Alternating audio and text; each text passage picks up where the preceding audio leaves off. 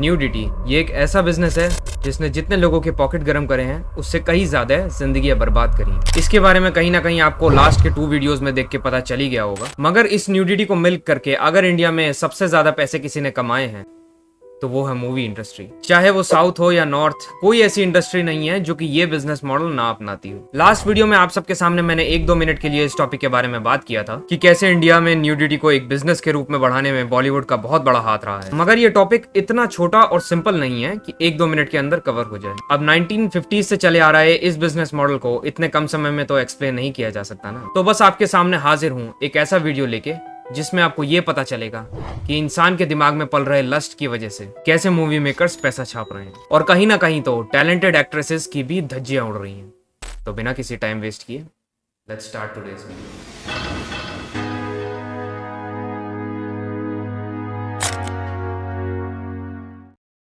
कुकू मोरे बॉलीवुड की first item girl जिन्होंने item songs का ट्रेंड स्टार्ट किया था। इन्हें rubber girl of Hindi cinema भी कहा जाता था। 1940s to 50s के दौर में कुकू का कोई तोड़ नहीं था। हर दूसरे फिल्म में इन्हें आइटम गर्ल के तौर पे कास्ट किया जाता था। साल 1949 में ये 17 अलग अलग मूवीज के अंदर फीचर हुई थी। 17 मूवीज सिर्फ 1 साल के अंदर। तो आप समझ ही सकते हो कि इनका क्रेज क्या था।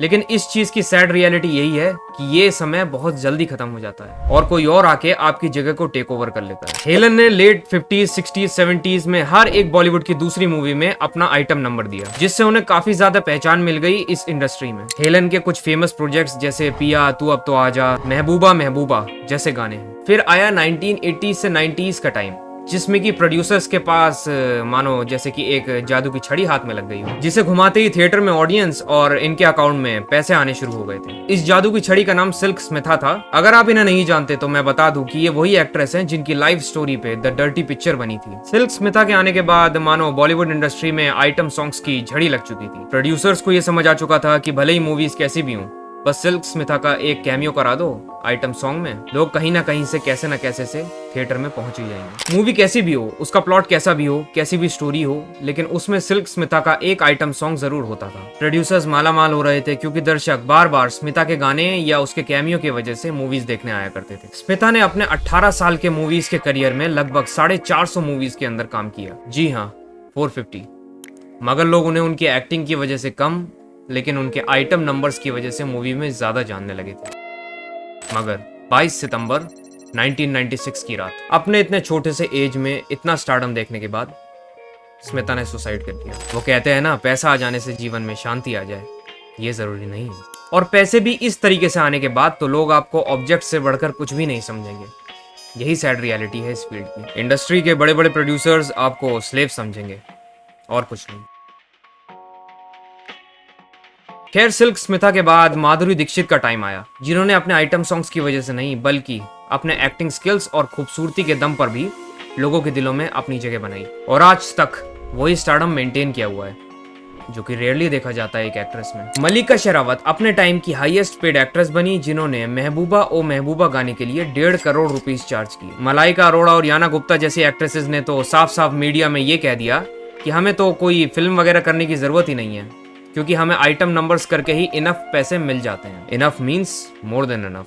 जहां एक तरफ इंडस्ट्री में सिर्फ वही लोग आते हैं जिनको सिर्फ बॉडी फ्लॉन्ट करके ही अपने पैसे कमाने होते हैं, जिनके पास कोई खास कुछ टैलेंट नहीं होता, वहीं दूसरी तरफ कई ऐसी भी एक्ट्रेसेस हैं जिनके पास टैलेंट की तो कोई कमी नहीं है, मगर उन्हें सिर्फ और सिर्फ न्यूडिटी की वजह से टाइप कास्ट कर दिया जा रहा है। या फिर ऐसा भी कह सकते हो कि उन्हें सिर्फ वही रोल्स मिल रहे हैं जिनमें न्यूडिटी भर भर के है। तृप्ति डिमरी, लैला मजनू जैसी फिल्म से तृप्ति डिमरी ने बॉलीवुड इंडस्ट्री में कदम रखा, अपनी एक्टिंग के दम पे इंडस्ट्री के दरवाजे पे दस्तक दिया। मगर बॉक्स ऑफिस पर ज्यादा सक्सेसफुल ना हो पाने के कारण उन्हें ज्यादा लोगों ने नोटिस नहीं किया। फिर बुलबुल और काला जैसी मूवीज आई, जिसमें फिर से एक बार लोगों के दिलों में तृप्ति ने अपनी एक्टिंग से अटेंशन ग्रैब करी। लोगों की माउथ पब्लिसिटी के कारण बुलबुल को अच्छी खासी रीच मिली। इतनी अच्छी एक्टिंग करने के बावजूद भी उन्हें वो फेम, वो काम नहीं मिल पा रहा था जो कि बाकी नेपो किड्स इजीली लेके जा रहे थे, वो भी सिर्फ बेसिक एक्टिंग के दम पे। मगर तृप्ति की लाइफ तब चेंज हुई जब उन्हें एनिमल ऑफर हुई। तृप्ति के लिए ये मूवी लाइफ चेंजिंग साबित हुई। Literally life changing. इस मूवी में उनके रोल ने लोगों के दिलों में अलग ही जगह बना लिया। लोग उन्हें भाभी 2 या कहूँ नेशनल क्रश जैसे टाइटल देने लगे, मगर लोगों ने इस बार उनकी एक्टिंग को कम, उनके बोल्ड सीन्स को ज्यादा पसंद किया। फिर आई उनकी एक और मूवी बैड न्यूज। इस मूवी के गानों में तृप्ति के लुक्स देखकर जिन लोगों ने उन्हें बुलबुल और काला के रोल्स में पसंद किया था, उन्हें इनके इस टाइप के रोल्स बिल्कुल भी पसंद नहीं आ रहे थे। उनका ये कहना था कि इतनी अच्छी एक्ट्रेस होने के बावजूद भी इस इंडस्ट्री में न्यूडिटी के दम पे जगह बनाने की क्या जरूरत। मगर हमें यहाँ पे ये बात भी समझने की जरूरत है कि इतनी नई एक्ट्रेस के लिए एक धर्मा प्रोडक्शंस की मूवी को मना करना बहुत ही ज्यादा मुश्किल है। जब उन्होंने लैला मजनू, काला और बुलबुल जैसी फिल्म्स में काम किया तब उन्हें ये एक्सपोजर नहीं मिली, मगर जैसे ही उन्होंने एनिमल में काम किया उन्हें इंस्टेंट फेम मिल गया। तो मेकर्स तो उन्हें वैसे ही रोल्स देंगे ना जिसे देखने के लिए ऑडियंस थिएटर तक आए। एक अच्छी खासी एक्ट्रेस का इस तरीके से ऑब्जेक्टिफिकेशन होना ये देख के बहुत बुरा लगता है। मगर इसमें गलती दोनों की है। अगर फिल्म मेकर्स उन्हें टाइप कास्ट कर रहे हैं, सेम तरह के रोल्स दे रहे हैं, तो ऑडियंस ने भी तो उन्हें उसी रोल की वजह से फेम दिया। जब इन्होंने अच्छी एक्टिंग करी, अच्छे मूवीज किए, तब इन पे किसी ने भी ध्यान नहीं दिया। मगर कुछ मिनट्स के बोल्ड सीन्स ने इनकी पूरी जिंदगी बदल दी। प्रोड्यूसर्स जितना पैसा कमाते हैं उतना लुटाते भी हैं। अगर कुछ रिपोर्ट्स की माने तो प्रियंका चोपड़ा ने राम चाहे लीला गाने के लिए 6 करोड़ रुपीस लिए थे, समंथा ने ओ अंटवा गाने के लिए 5 करोड़ रुपए लिए थे, सोनाक्षी ने मुंगड़ा गाने के लिए 5 करोड़ रुपीस लिए थे और सनी लियोनी ने लैला में लैला गाने के लिए 3 करोड़ रुपीस लिए थे। यही नहीं, आज से कई साल पहले आए चिकनी चमेली गाने में सिर्फ 3 मिनट के डांस के लिए कैटरीना ने 2 करोड़ रुपए लिए थे। ये लिस्ट काफी लंबी है, लेकिन इस लिस्ट से हमें ये चीज अच्छे से जानने को मिलती है कि बॉलीवुड इंडस्ट्री में आइटम सॉन्ग्स ही अलग टाइप का एक बहुत ही बड़ा बिजनेस मॉडल है, जहां प्रोड्यूसर्स तो मालामाल होते ही हैं और तो और एक्ट्रेसेस भी 2-3 मिनट के काम के लिए करोड़ में चार्ज करती हैं। कहीं ना कहीं यही रीजन है कि माधुरी दीक्षित हो या तृप्ति डिमरी, प्रियंका चोपड़ा हो या फिर दीपिका, इनके जैसी टैलेंटेड एक्ट्रेस ने भी ऐसे काम करने पसंद किए। आप खुद ही सोचो कि कौन सी एक्ट्रेस को यह मंजूर नहीं होगा कि जितना उन्हें एक मूवी में मिल जाता है उससे भी काफ़ी ज़्यादा उनको सिर्फ एक छोटे से गाने के लिए मिले, जो कि सिर्फ 2-3 मिनट का। प्रोड्यूसर्स से लेके एक्ट्रेसेस तक सबके सब मालामाल हो रहे हैं। अगर बर्बाद कोई हो रहा है तो वो है ये जनरेशन। सिर्फ न्यूडिटी दिखा के इजीली मनी कमा लेना ही नहीं, वुमेन की डिसरिस्पेक्ट और उन्हें ऑब्जेक्टिफाई करने में भी इन आइटम सॉन्ग्स का बहुत बड़ा हाथ है। इन गानों में औरतों को जिस तरीके से डिसरिस्पेक्ट किया जाता है, वो भी इतनी आसानी से, वो भी काफ़ी प्रॉब्लमैटिक है। क्योंकि हम सबके घर में माँ बहनें हैं और हम ये कभी नहीं चाहेंगे कि उन्हें भी इसी तरीके से रोड पे आते जाते ऑब्जेक्टिफाई किया जाए जैसा कि इनको करते हैं। खैर, ये प्रॉब्लम इतनी इजीली तो ख़त्म नहीं होगी, लेकिन मैंने सोचा कि कभी ना कभी किसी ना किसी को तो आवाज़ उठानी ही है, तो सोचा मैं ही क्यों ना उठा दूँ। क्योंकि ज़्यादा नहीं मगर कुछ लोग भी शुरुआत करें आवाज़ उठाने की, तो क्या पता इन फ्यूचर ये चीज़ बंद हो जाए।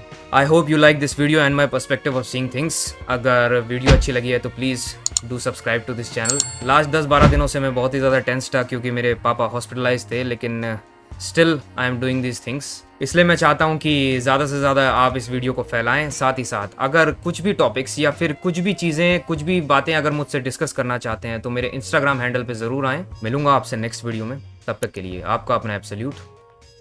Peace out.